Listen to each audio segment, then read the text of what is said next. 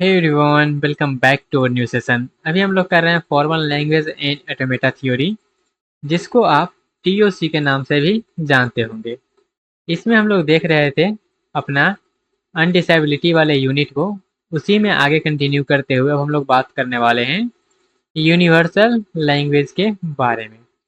इससे पहले हम लोग जो है यूनिवर्सल ट्यूरिंग मशीन के बारे में बात किए थे। उसी को आगे बढ़ाते हुए अब हम लोग बात करेंगे यूनिवर्सल लैंग्वेज के बारे में। इसको शॉर्ट फॉर्म में हम लोग जो है लिखते हैं U for universal, L for language. ठीक है, चलिए ये क्या चीज़ है समझते हैं। The universal language is a set of all encoded pair of a Turing machine and an input string such that the machine accept the input. इसको हम लोग रिप्रेजेंट कैसे करते हैं, तो इसको हम रिप्रेजेंट करते हैं इस तरह से कि हमारा जैसे कि यूनिवर्सल ट्यूरिंग मशीन को करते थे उस तरह से। फिर यहाँ पे लगाते हैं और का सिंबल इस तरह का, जहाँ पे एम हमारा जो है सभी स्ट्रिंग को एक्सेप्ट करना चाहिए। एम जो है वो सभी इनपुट स्ट्रिंग को क्या करना चाहिए, एक्सेप्ट करना चाहिए। जहाँ पे एम क्या है, हमारे पास ट्यूरिंग मशीन है। डब्लू क्या है, इनपुट स्ट्रिंग है। और ये जो है ये वाला, ये क्या चीज़ है, the encoded pair consisting of the machine and it's input. जो हम यूनिवर्सल वाला में पढ़ रहे थे वही चीज़ है। उसके बाद अगला हमारे है इफ एम एक्सेप्ट डब्लू। अगर एम जो है डब्लू को एक्सेप्ट कर रहा है, देन ये जो हमारा मशीन है ये बिलोंग्स करेगा हमारे पास यूनिवर्सल लैंग्वेज से। ठीक है, अदरवाइज हमारा जो है ये बिलोंग नहीं करेगा यूनिवर्सल लैंग्वेज से। अगर एक्सेप्ट कर लेगा तो, अगर नहीं करेगा तब तो बात ही खत्म है। ठीक है, जैसे एग्जाम्पल के तौर पे देखिएगा, तो मशीन M1 है हमारा। ठीक है, accept all string containing an even number of one. Even number of one आएगा तो क्या करेगा, जो है उसको एक्सेप्ट करेगा। जैसे कि इनपुट में हम ये दिए, तो हमारा क्या है 1100 है ना, तो यहाँ पे कंटेन कर रहा है दो वन, मतलब इसको क्या करेगा, एक्सेप्ट करेगा। अगर एक्सेप्ट करेगा तो वो जो है यूनिवर्सल लैंग्वेज से बिलोंग करेगा। सेकेंड एग्जाम्पल में भी देखिएगा, तो ये अगर प्लिंड्रोम है तो ठीक है, अगर नहीं है तो हमारा क्या होगा, वो बिलोंग नहीं करेगा। तो देखिएगा ए बी सी डी, तो ए बी सी डी तो प्लिंड्रोम तो नहीं है, तो ये भी जो है बिलोंग नहीं करेगा। इसको क्या करेगा, ये मशीन रिजेक्ट कर देगा। ठीक है, नेक्स्ट हमारे पास है relationship between universal Turing machine and universal language. The universal Turing machine take, इस तरीका से इनपुट लेता था। ठीक है, it simulate the execution of machine M on input W. If M accept W then universal Turing machine also accept, therefore universal Turing machine recognise the language L U. Block diagram से समझिएगा तो थोड़ा सा अच्छे से ज़्यादा समझ में आएगा। ये हमारा रिप्रेजेंटेशन है। ठीक है, ये हमारा यूनिवर्सल ट्यूरिंग मशीन हो गया, सिमुलेट करेगा डब्लू और एम को। अगर यहाँ पे दो चीज़ हो सकता है, या तो एक्सेप्ट करेगा या तो रिजेक्ट करेगा, या तो वो लूप में भागेगा। इसके अलावा तो और कुछ काम है नहीं। ठीक है, यूनिवर्सल लैंग्वेज का हमको जरूरत क्यों पड़ेगा, need of universal language. The universal language help the answer to the question can there exist one machine that check whether any machine accept any input. ये चेक करना है कि कोई भी मशीन जो है वो कोई भी एक इनपुट को एक्सेप्ट करेगा कि नहीं करेगा। तो इसलिए हमारा जो है यूनिवर्सल लैंग्वेज हेल्प करता है उसको सिमुलेट करने में on the basis of universal Turing machine. ठीक है, और कुछ नहीं है, दोनों आपस में रिलेटेड ही हैं। नेक्स्ट हमारे पास इज यूनिवर्सल लैंग्वेज डिसाइडेबल। क्या है, यूनिवर्सल लैंग्वेज जो हमारा है वो डिसाइडेबल है। तो ये जो हमारा है वो डिसाइडेबल नहीं है। ये जो है हमारा यूनिवर्सल ट्यूरिंग मशीन, ये हमारा डिसाइडेबल नहीं है। There is no Turing machine that can always determine correctly for every pair of whether M accept W and always halt. ये जरूरी नहीं है, इसलिए ये मेरा क्या है, ये डिसाइडेबल नहीं है। यूनिवर्सल लैंग्वेज जो हमारा है वो ट्यूरिंग रिकॉग्नाइजेबल है। ठीक है, डिसाइडेबल नहीं है। ठीक है, universal Turing machine is recognisable. Reason क्या है, the universal Turing machine can simulate W on M. If M accept universal Turing machine तो एक्सेप्ट हो जाएगा, अदरवाइज क्या होगा, वो उसको लूप में फॉरएवर के लिए फंसा देगा। तो इसलिए हम कह सकते हैं कि यूनिवर्सल ट्यूरिंग मशीन जो है वो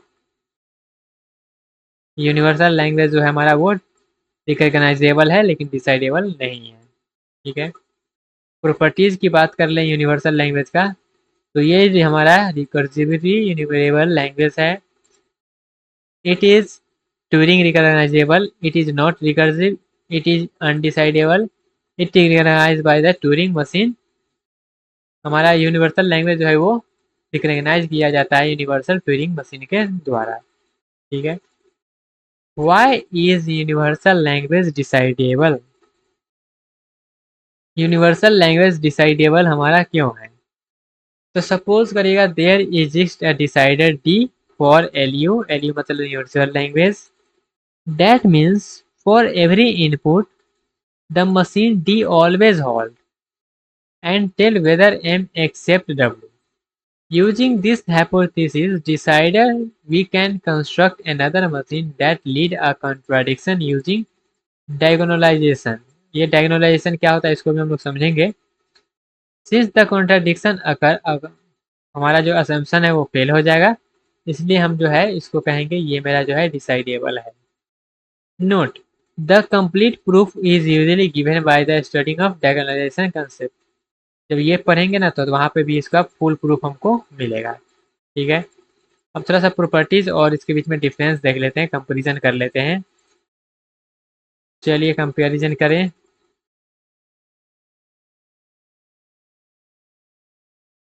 तो लैंग्वेज का टाइप क्या है? रिकर्सिव इन्यूमरेबल है। ठीक है, रिकॉग्नाइजेबल है कि नहीं? तो हाँ रिकॉग्नाइजेबल है। डिसाइडेबल है? नहीं है। रिकर्सिव है? नहीं है। ये जो हमारा है वो यूनिवर्सल ट्यूरिंग मशीन के द्वारा रिकॉग्नाइज किया जाता है। ये हमारा कंसेप्ट कहता है इस तरह का बात। आई होप आपको ये चीज़ समझ में आया होगा। अब इससे पहले हम यहाँ पे जो है बोले थे क्या कि इसका कंप्लीट प्रूफ जो है हमको मिलेगा डायगोनलाइजेशन जब पढ़ लेंगे तब। तो चलिए अब लोग स्टार्ट करते हैं डायगोनलाइजेशन और समझते हैं। ठीक है, ये पूरा थियोटिकल ही है, आपको बस समझते जाना है। अलग अलग टेक्नोलॉजी है बहुत सारा, तो आप कंफ्यूज होंगे। कंफ्यूज होने की बात नहीं है, सिंपल सिंपल सा चीज़ है, आप लोग इसको जो है याद करते जाइए, समझते जाइए। ठीक है, चलिए अब हम लोग समझते हैं जो है diagonalization language LD. This concept was introduced by Georg Cantor's diagonalization method and later is the Alan Turing proof the sum of the problem are decidable।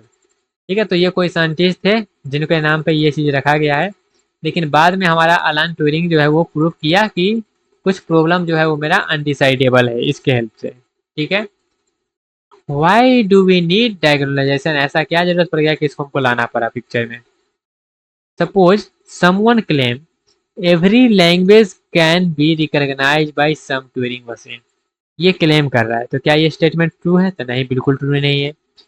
To prove it is false we use diagonalization method. अब कैसे हम लोग करते हैं वो देखिएगा। It show that there are more language than Turing machine, therefore some language can not be recognised by any Turing machine. Basic idea क्या है, जैसे कि सपोज करिएगा we have list of Turing machine M1 M2 M3 M4 dot dot dot dot dot. हमारे पास encoded string W1 W dot dot dot dot dot. तो हम यहाँ पे आप क्या करेंगे, क्रिएट करेंगे टेबल। जैसे कि ये हमारा मशीन है, ये हमारा स्ट्रिंग है। तो यहाँ पे हमने क्या किया है, इसको एक्सेप्ट कर लिया, ठीक है, इसको नहीं किया, इसको कर लिया, इसको नहीं किया। इस तरीके से हमने क्या किया, एक टेबल बना लिया है। अब यहाँ पे हम लोग क्या करेंगे, डायगोनल एलिमेंट को लेंगे। The diagonal element are M1 accept W1, M2 W2, M3 W3, M4 W4।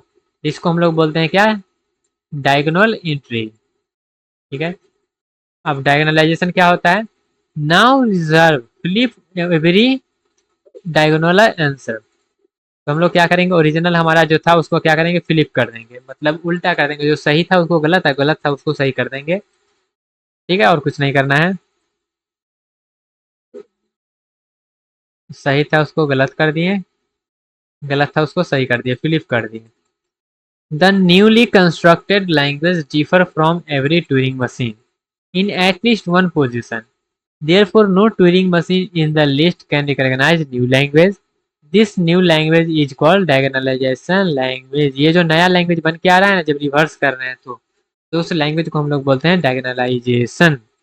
तो अब डायगोनलाइजेशन का क्या करते हैं, कंसेप्ट पढ़ते हैं, इसका डेफिनेशन देखते हैं। तो diagonalization language is defined as LD, जहाँ पे हमारा ये मशीन है और ये जो है कोई भी लैंग्वेज को एक्सेप्ट नहीं कर रहा है। कोई भी कहने का मतलब कोई भी हमारा जो है उसको एक्सेप्ट नहीं कर पा रहा है। बेयर एम हमारा क्या है, इनकोडिंग ऑफ ट्यूरिंग मशीन है। मशीन रिसीव करेगा इनकोडिंग इनपुट। ओके,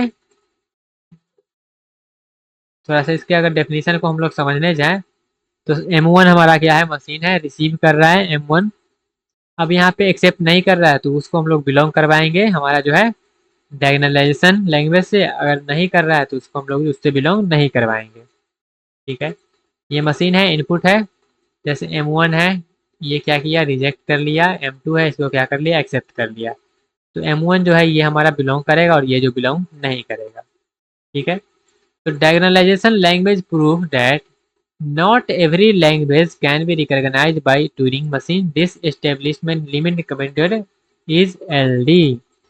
सिंपल सा मतलब है, वो उसको प्रूफ नहीं कर रहा है तो उसको हम लोग इस तरह से कह देंगे कि ये काम नहीं कर रहा है। ठीक है, ट्यूरिंग रिकॉग्नाइजेबल नो। ठीक है, ये देखिएगा, the diagonalization language is not Turing recognisable.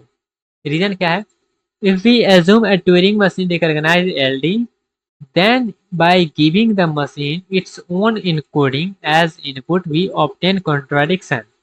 Hence, no such Turing machine exists. Proof idea क्या है, जूम करिएगा, रिकॉग्नाइज कर रहा है एलडी को, रन करिएगा तो यहाँ पे दो पॉसिबिलिटी आएगा, पहला एक्सेप्ट का, दूसरा रिजेक्ट का। ठीक है, according to the definition LD machine should not accept on encoding contradiction, यहाँ पे आ जाएगा। और उसके बाद दूसरा में हमारा जो है उस कॉन्ट्राडिक्शन एजेप्शन को क्या करेगा, फेल कर देगा, फॉल्स कर देगा। ठीक है, उसके बाद दोनों के बीच में रिलेशनशिप है, की डिफरेंस है, अप्लीकेशन है हमारा यूनिवर्सल लैंग्वेज एंड जो है डायगोनलाइजेशन लैंग्वेज के बीच में। ठीक है, तो हमारा जो है डायगोनलाइजेशन लैंग्वेज ये हमारा जो है रिकॉग्नाइजेबल नहीं होता है। ठीक है, ये हमारा जो है अनडिसाइडेबल होता है। ये यहाँ पे इसको ट्यूरिंग मशीन रिकॉग्नाइज नहीं करता है।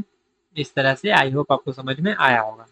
ठीक है, तो ये रहा कुछ कुछ, और इसके ऊपर एक थियरम भी है क्या, the diagonalization language is not Turing recognisable.